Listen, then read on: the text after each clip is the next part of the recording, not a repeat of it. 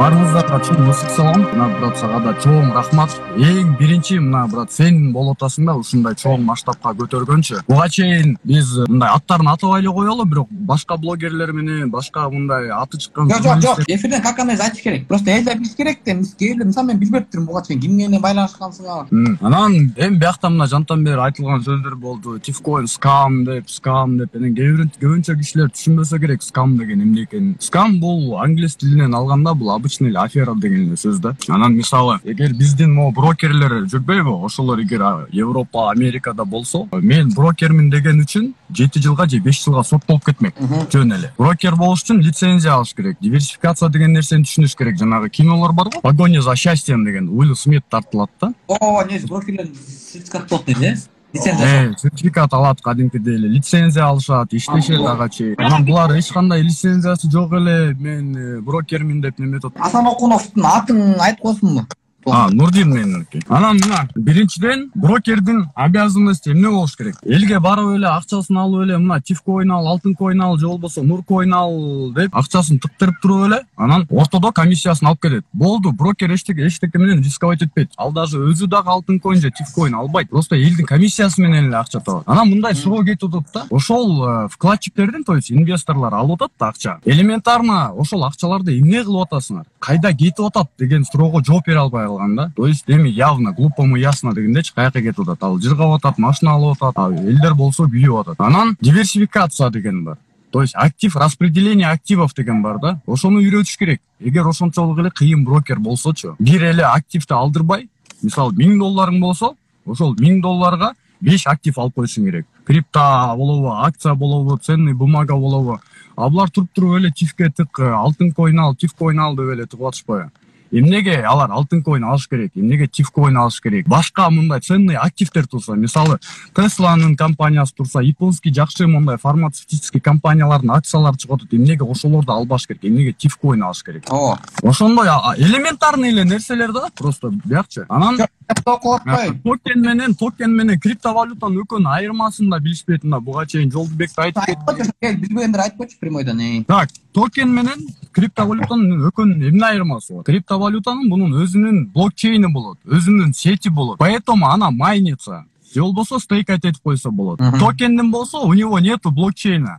Анан өзүнүн сети болбойт ал. Ошондуктан токен башка бир криптовалютанын блокчейни же болбосо сетин колдонушат. Ошондуктан токен бул обычный эле криптокод болуп саналат. Анан мына айтып атышпайбы, тияка привязка, бияка привязка депчи. Кеп идеясы жок болсо, капитализациясы жок болсо, ал эч качан өспөйт. Биздин Кыргызстандагы мына чыгып аткан токендердин 100% бул скам проект. То есть аферистический эле афера эле да, обычныйчы. Элдер мына ойлоп атышпайбы, алып эле байып кетебиз, алып эле байып кетебиз депчи. Просто прежде чем покупать куда-то вкладываться, ты должен понимать, что это такое. За счет этого он может разбогатеть или нет. Акча келсе дагы откуда, кайдан келип атат? Ошонун баары эмнеге ушул жолго келген түшүндүңбү сен? Бул жанагы айтып атпайбы, айрым блогерлер, айрым ырчылар реклама кылды да. Анан болду деген башында мындай болду да. Буга жол жашайт турбайм деп анан ээрчигендер бар да. Ооба. Мисалы кандай болот?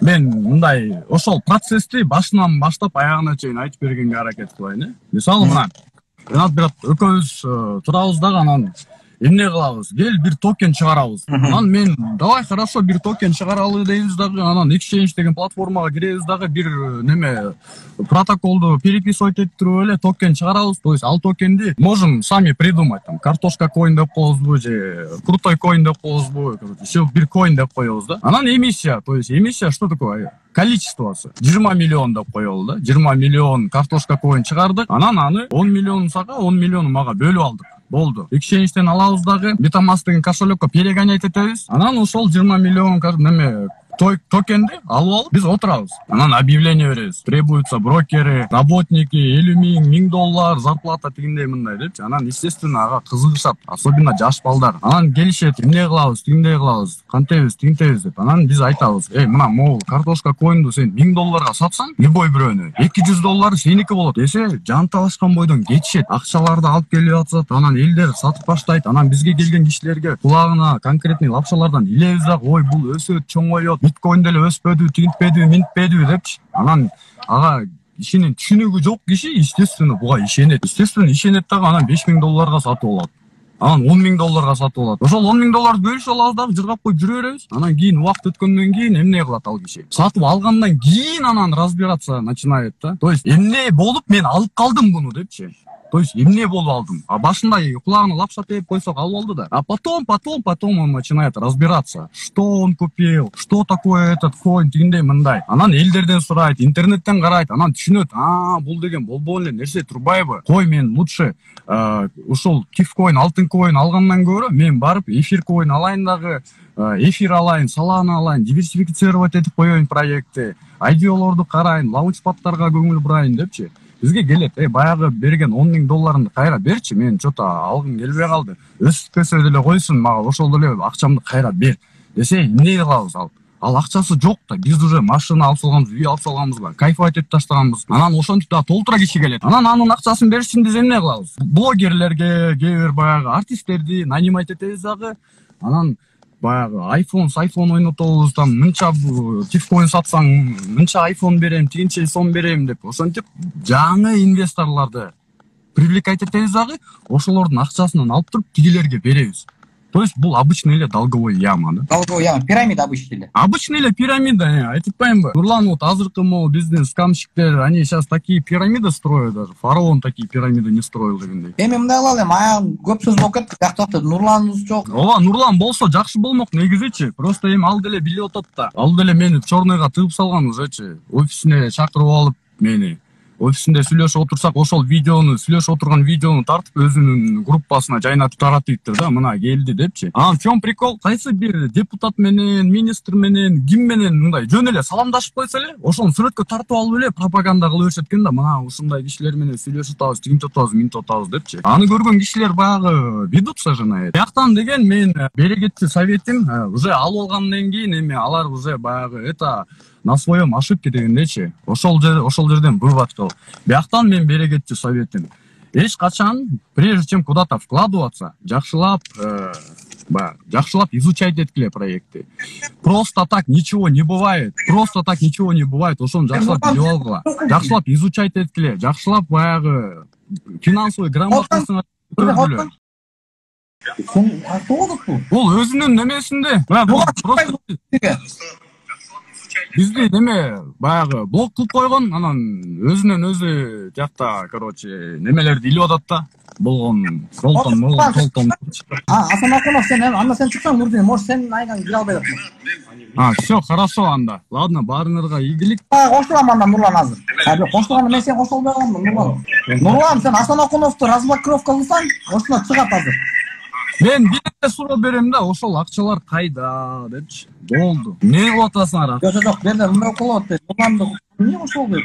Мен аятта не болуп келем. Азыр Ринат, сеникинен чийип кеттим дагы. Кайра кошула албай калдым. Ошондо мен азыр эфирден чыгайын. Болбосо бир нерсе да. Эфирден чыгайын, полный эфир сактайын. Ошол ладно. Нурлан, азыр мен кайра эфирге чыгайын, бул эфир сактайын, кайра башынан кирем. Всё хорошо. Нурлан, эми кирчи. Мындай ситуация биринчи жолу болуп атат негизи. Мындай ситуация биринчи жолу кабыл болуп атабыз.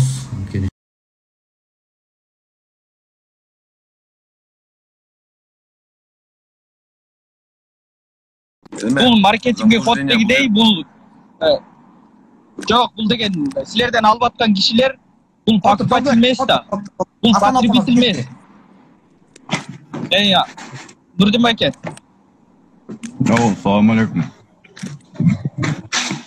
Assalamu alaikum. Бери прямой эфирди карап отурдум, башка телефондон карап отурам дагы, анан Асан Акуновду кошкулачы деп коюптурсуз деп айтып атасың. Мени кошуптун сен немеден тиги блоктон чыгарбайсыңбы? Анан мен башка телефондон кирип атам да азырчы. Мен чыгарам. Жок, чыгарсаң мен керек болсун да. Чыгарбай туруп эле калп эле Асан Акуновду кошкулачы деп айта бересиң. Ладно, давай бияктан ал эле бул эле деп эле болуп. Мына биромдет Нурлан силерди Индияда жүргөн брокерлерди Индияга качып кетти деп айтты да бүгүн бирөөсү дейт. Деп атат. Так, эми кел бияктан баягы криптовалюта, анан токен, блокчейн, ар кайсы нерсени сүйлөп эле, по факту эле сүйлөшөлү. баягы убакыттагы Ооба, көп сүйлөй эле мына по факту эле уже. могу жактан Мамат Кыдыров дейби. По факту эле айталы да, акча мына вообще башында ошол тифкоин эмне мындай кайсы максат менен чыкты эле, эмне үчүн чыгардыңар? Знания бериш үчүн. Мен чыгып турайын. Ошол знания өзүңөрдө барбы? Окуп келдиңер белеңер бир жерде? Да. Хорошо, анда мен бир суроо берейин. DeFi менен децентрализованный биржанын эмне айырмасы бар? Мага чалып калды. Угулуп атамбы? Ооба, угулуп атат. Угулуп атат, угулуп атат. Айтып бер. Элементарный. Канча DeFi менен DeFi деген бар, децентрализованный биржанын экөөнүн эмне айырмасы бар? Сен трейдерсиң да, Санакунов. Мен брокермин. Хорошо, Брокер менен трейдердин айырмасын билесиң да.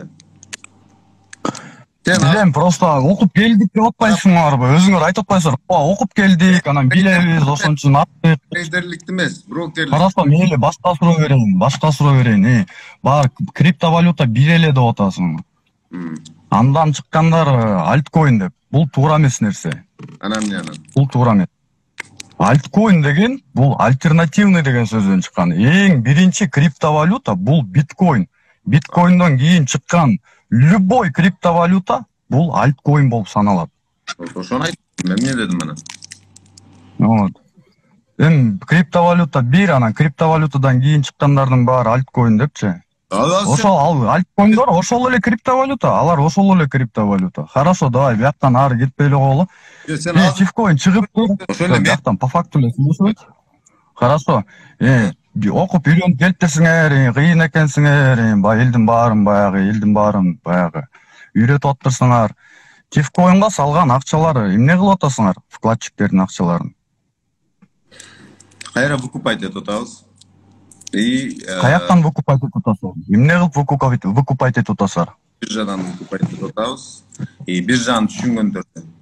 Биржаны түшүнбөгөндөрдөн. Кантип выкупать этесиңер? Кантип выкупать этмегилиңер? Анын баары силерде да, тифкоиндин баары силерде болсо кантип выкупать этип атасыңар? Силер деген баягы неме, основной держатель силер болсоңор кантип выкупать этесиңер аны? Ликвидность кантип создавать этип атасыңар? Колунда Асанакунов 5 миллион. Жок. Вот ошолорду Тифкоинду деген? Тифкоин. Мен башка туура эмес жакка кетип атасың. Тифкоинду силер жаңы тифкоин чыгаргансыздар. BEP жана BNB'нин BEP20 сеттен BEP20дан жаңы чыгаргансыздар, туурабы? Бирок аны элге айткан эмессиңер. Эмнеге айткан эмес? Тыртков элдин баары ойлоп атат баягы Тыртковдун немеси депчи. Эмнеге Тыртковдун, хорошо, мындай элементарный вопрос, эмнеге Тыртковдун токенин албай башка жаңы токен создавать этип койдуңар? Биринчиси комиссиясы арзан и новейший. Ол Binance блокчейнинин блок эмеси жаңы. Бул BEP1, BEP2, BEP3 деген сыяктуу. Etherscan бул эски. И ал жерден бирден бир эмеси. Ал эски эмес? Карап тур. Ал эски эмес да. Түшүнбөдүм.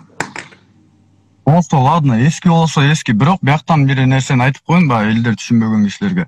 Эң биринчи блокчейн бул эфирдин блокчейни, самый крутой блокчейн азыркы учурда. Андан кийинки чыккан блокчейндер бар, бирок алар гибрид катары саналат да. Азыр майнт этилгенден криптовалюта биринчи орунда бул биткоин эмес, бул эфир коин турат. Ошондуктан анын блокчейни эң баягы мындай күчтүү деп койсок болот да, элементарный мындай үстүктөн алгандачы. Хорошо, ладно.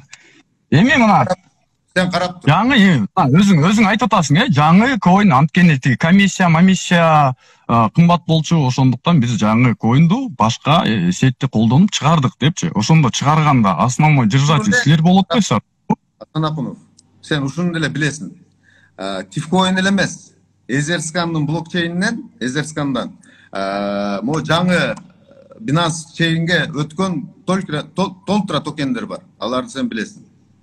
Деноминация алмашуу жасаган токен. Алар жөнүндө сүйлөшпөйбүз да, биз алар жөнүндө сүйлөшпөйбүз. Негизи ошолор сыяктуу эле биз дагы мындай ыңгайлуу жагына өттүк. Мунун эмнеси жаман? Хорошо. Демедет мен элдерчи жанагы. Мейли, жакшы. Ошондо основной держатель силер болуп атпайсыңарбы, туурабы? Өзүңөр мына өзүң эле айтып атасың. Мына биз жаңы башка сетти колдонуп, жаңы тифкоин чыгардык деп атасыңар. Ошондо основной держатель силер болуп атасыңар. Анан бияктан айтып атасыңар, выкупать этип атабыз депчи. Кантип мындай логически не стыкуется да бияктачы. Как вы выкупаете, если основным держателем являетесь вы сами? Эмнеге дейбиз? Ben Себеп ben бар. жазып этип бар. Жана 570 кактадым. Assalomu alaykum. 570 какты дейт го. Не? Суроого жооп берип койгулачы мага. Асан Апунов экөөбүз жакшылап чечип албайлы, Анан үчүнчү адамды кошсоңор жакшы Мен болмок. туруп турам да. Чыгып турсаң, Асан Апуновдун но суроосуна жооп берип кетейин мен. Макул, карап тур. Долларды чыгарып атат да, Америка. Печатать этип чыгарып атат. Кайра выкупать этип атат, кайра өзүнө кабыл алып атат Америка. Анын системасы башка. Ырганчык, анын системасы башка. Ал деген регулирующий органда турат, алчы. Бияктан мындай ар кайсы нерсени сүйлөбөй эле, ар кайсы нерсени ойлонбой эле мындай по факту эле айтып койчу муну. Кантип выкупать этип атасың? Ал мен алган акча элдерчи, эл алып сатылды да. Эртең Нурлан акчасын алып биткоин, тифкоин алып келип берсин сагандай. Болду, албайм. Прибылың да кереги жок. Миллионер болгум да келбей атат дейт, келе жөн эле акчаны берип койсун дейт. Бере албайт бул. Мына бетин эле айтам. Акчасын бере албайт бул. Анткени мына прямой эфир азаттык сатып алып, мына мактанып атасың, мына 130 000 долларга үй алдым, анан машина алдым депчи. Ошол акчаңычы, ошол үйлөрдүчү кантип алдың, кайсыл акчага алдың? Вот элементарный вопрос. Кайсыл акчаларга? Мен өзүмдүн 1,5 жылкы эле мен өзгөрүш жаратканымды айтайын. 105 000 долларга өзүм арзан алгам, негизи. Аз эле акча менен баштагам, бирок баасы өстү. Мен 1 сом, 2 сомдон, сом менен айтканда 1 сом, 2 сомдон болду. Кийин 200 сом болду, 1,5 жыл, 2 жылга жетпей. 109 000 долларга үй алдым. 30 000 долларга машина алдым. Бул өтө чоң өзгөрүш да. Бул криптовалюта менен эле мен негизи эфир коин 1,5 жылдын ичинде эфир коин менен баштагам, 114 доллар болчу биринчи. Азыркы учурда канча турат? 3,5 000 доллар турат. Тифкоин деген чыккан, жаңы түптөлүп келатат. Ал 1 сом, 2 сом болчу учурунда. Азыркы учурда 2 доллардан ашып атат. Мунун 3 эмесин айтып кетейин. Биринчиси количествосы аз, экинчиси блокчейнде биржада турат, дүйнөлүк биржада турат. Үчүнчүсү мунун артында чоң команда иштеп атат. Бул дал биткоинде эчтемкеге жарабагандай болуп чыккан, бирок азыркы учурда Кыргызстанда, башка мамлекеттерде уже үйлөрүн, машиналарын предлагать этип, үй машина алык сатык жүргүзүлүп атат. Кийим-кечек, алтын тоже. Алтынды да сатып алса болот тифкоин менен, ошондой. Слышал такое выражение. Могу жерден айта кетейинчи, түшүндүрө кетейинчи, могу айтып атпайбы? Мисалы азыр биз прямойду көрүп атканда айтып атат прямойдончу. Мен эфирде айткам деп. Но бирок могу жерден жакшылап уксаңар. Аз эле акча менен баштагам, бирок баасы өстү. Мен 1 сом, 2 сомдон, сом менен айтканда 1 сом, 2 сомдон болду. Кийин 200 сом болду, 1,5 жыл, 2 жылга жетпей. 109 000 долларга үй алдым. Мына 2 сомдон алгам, кийин 100 сом, 200 сом болду деп айтып атат. Көрдүңөрбү? Бул эфирим жөнүндө айткан жок. Бул деген тифкоин жөнүндө айтып атат. Ошо тифкоинду 1 сом, 2 сом кезинде алгам, кийин баа өскөн кезде ошону элдерге сатты деп ошону мактанып атат да, бир сөз менен айткандачы. То есть элдин акчасына байыдым деп сөз айтып атат, понимаете? Силерге ошол 200 сом болгон кезде силерге сатып ошол акчага байып атат, түшүнсөңөр. Бул жерден эфирим жөнүндө айтып атам деп атпайбы? Эфирим жөнүндө эмне деп атат, азыр уксаңар? Алдым. 30 000 долларга машина алдым. Бул өтө чоң өзгөрүш да. Бул криптовалюта менен эле мен негизи эфир коин 1,5 жылдын ичинде эфир коин менен баштагам, 114 доллар болчу биринчи. Азыркы учурда канча турат? 3,5 000 доллар турат. Мына көрдүңөрбү, бул жерден айтып атат, что башында 114 доллар болчу эфир коин. Азыр 3,5 000 доллар турат деп айтып атат. То есть бул былтыр 21-жылы сентябрда айтып атат, көрдүңөрбү?